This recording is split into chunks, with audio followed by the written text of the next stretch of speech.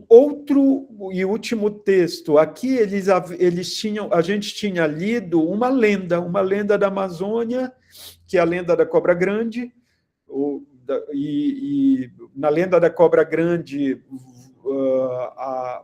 tem uma índia, nessa versão que eu havia apresentado para eles, que ela é transformada em cobra, e se diz que ela só volta a ser índia se um guerreiro cortasse com uma faca virgem a ponta do rabo dela.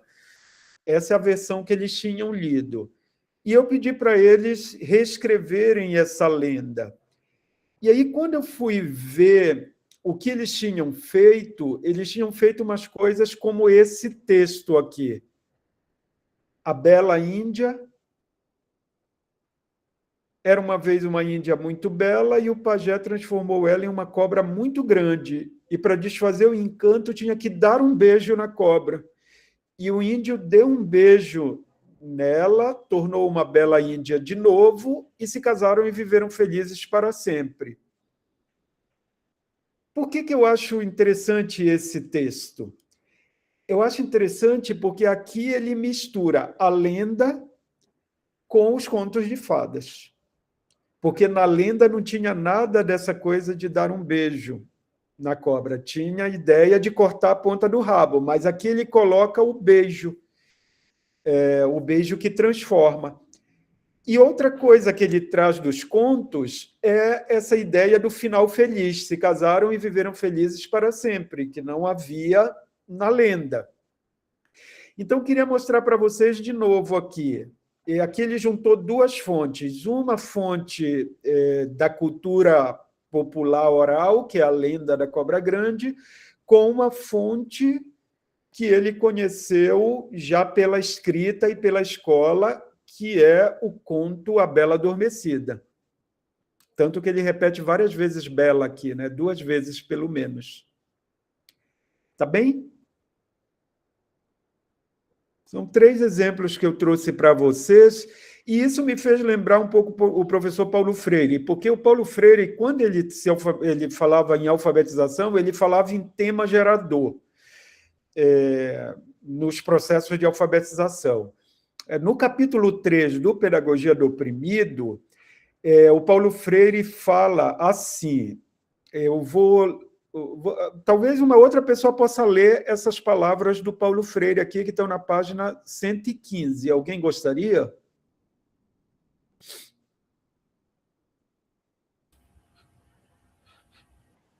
Opa, temos Giovanni, um voluntário. por favor. Aí.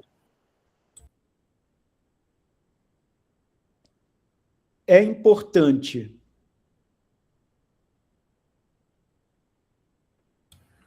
Ainda não te ouvimos, Giovanni. Microfone.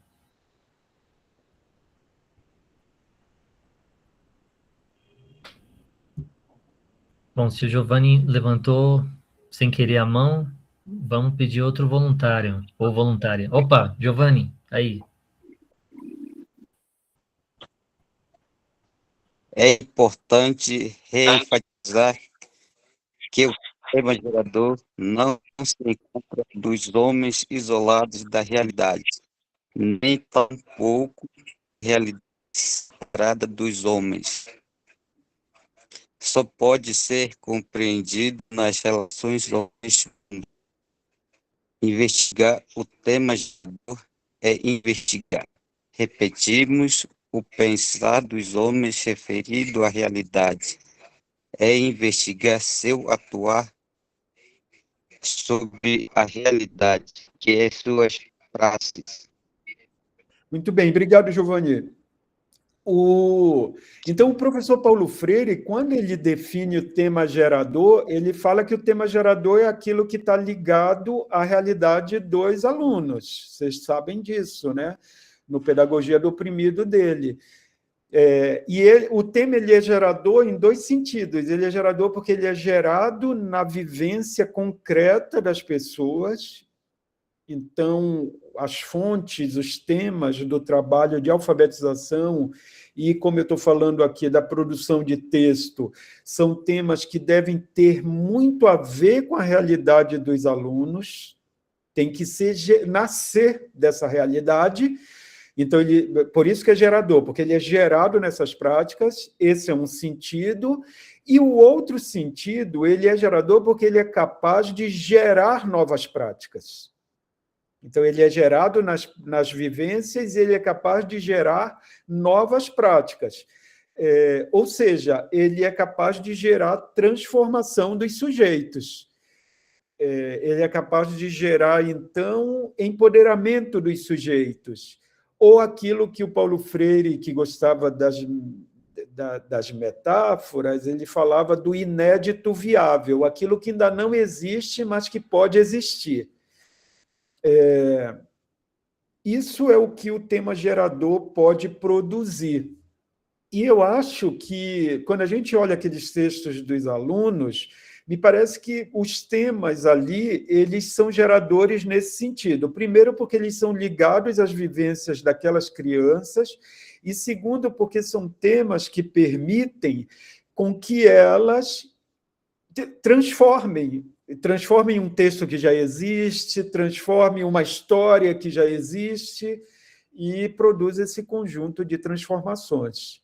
Então, acho que o professor Paulo Freire, olha, o Pedagogia do Oprimido é de 1970, ele tem 56 anos, né, o Pedagogia do Oprimido, e ele já tinha essa ideia de que os processos de aquisição da linguagem e os processos de alfabetização têm, de algum modo, esse princípio de ser gerados, né, do tema gerador que tem esse significado, né? Esse significado de poder ser operador de transformação das pessoas, dos conhecimentos que elas têm, e, no final, da sua própria realidade mesmo. Bem, aí vem a questão para o professor, mas como é que eu seleciono, então, essas fontes? Eu acho que, pensando um pouco nisso do que eu falei do Paulo Freire, eu acho que a gente tem que selecionar 2 tipos de fontes para o trabalho que a gente quer fazer com os nossos alunos. A gente tem que selecionar fontes próximas a eles, as experiências deles. Coloquei aqui algumas fontes próximas, por exemplo, das crianças com as quais eu trabalhei, mas isso vai mudar com cada grupo com o qual a gente estiver trabalhando, claro, porque cada grupo tem a sua característica. Mas, para esse grupo com o qual eu trabalhei, eu pensei que temas próximos seriam entretenimento com os amigos, lazer, né? Passeios, interações na escola e na comunidade e interações nas redes sociais. Um pouco para os sujeitos hoje, essas fontes das redes sociais são próximas deles, para esses que usam muito a internet, por exemplo. Só que nós não deveríamos pensar só em fontes próximas. As fontes próximas, elas servem como uma porta de entrada. Por quê? Porque quando você coloca uma fonte ali, um tema, eu estou falando agora em fonte e tema como a mesma coisa, que seja próximo da pessoa, do aluno, isso vai interessar, isso vai criar interesse nele, vai gerar engajamento. E isso é muito importante no trabalho, quando a gente quer, no trabalho do professor, é que a gente fique o tempo todo tentando criar vontade nos alunos de aprenderem. A gente fica o tempo todo tentando convencer os alunos de que aquilo que a gente está ensinando é uma coisa importante. Para isso, a gente tem que gerar interesse neles. Então, os temas próximos, eles são uma porta de entrada importante. Só que não é possível ficar só nos temas próximos, porque senão a gente deixa o aluno no mesmo lugar, sempre conhecendo aquilo que é familiar a ele. A gente teria, né, que ir aos poucos expandindo o conhecimento desses alunos. Então, a gente tem que lidar, a partir de um determinado momento, com temas distantes, temas que não são próximos deles também. Aí eu coloquei alguns exemplos aqui com base naquelas crianças com as quais eu trabalhei. Por exemplo, grandes aventuras, viagens espaciais, travessias de oceanos, vida no fundo do mar, hábitos culturais de outros países. Porque, pelo menos na minha experiência, eu sempre achei que nós teríamos que ter os temas próximos, principalmente num primeiro momento, que é quando a gente quer fisgar o aluno, a gente quer conquistá-lo, mas depois, pouco a pouco, nós devemos ir ampliando o repertório do aluno, inclusive ampliando para coisas que ele não teria condições de ter acesso se não fosse o professor mostrando. Então, o professor, a escola, o lugar onde o aluno está ali aprendendo, é um lugar muito importante de ampliação também dos assuntos, dos temas, para a gente não deixar os sujeitos sempre no mesmo lugar, para a gente ir desafiando o tempo todo os alunos a conhecerem outras coisas que eles não conheceriam se não tivessem esse auxílio do professor. Isso é uma coisa muito importante, porque aí a gente está produzindo mais transformações também, a gente está possibilitando um conjunto de outras transformações do sujeito.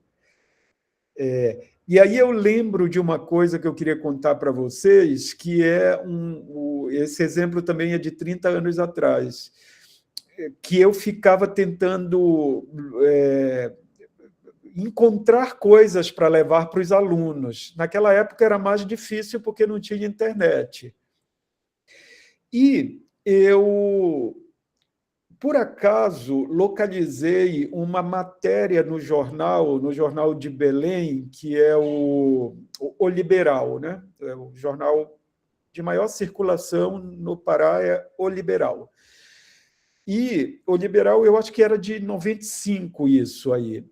Ele havia anunciado numa matéria o caso de morte de tartarugas que havia ocorrido no museu da cidade de Belém, que é um museu conhecido, o Museu Emílio Gueldi, o museu que é um parque zoobotânico, né? E havia acontecido uma tragédia, uma coisa horrível, que muitas tartarugas tinham aparecido mortas. E depois foram investigar e descobriram que o sujeito lá que cuidava do ambiente delas havia colocado sal para matar, sabe, como uma forma de curar, eu não sei se tipo vermes assim, que haviam aparecido ali no lugar, e aí ele colocou sal. Elas ingeriram muito sal em excesso, e várias não resistiram e morreram. E ali, por que foi uma tragédia? Porque havia tartarugas de mais de 100 anos.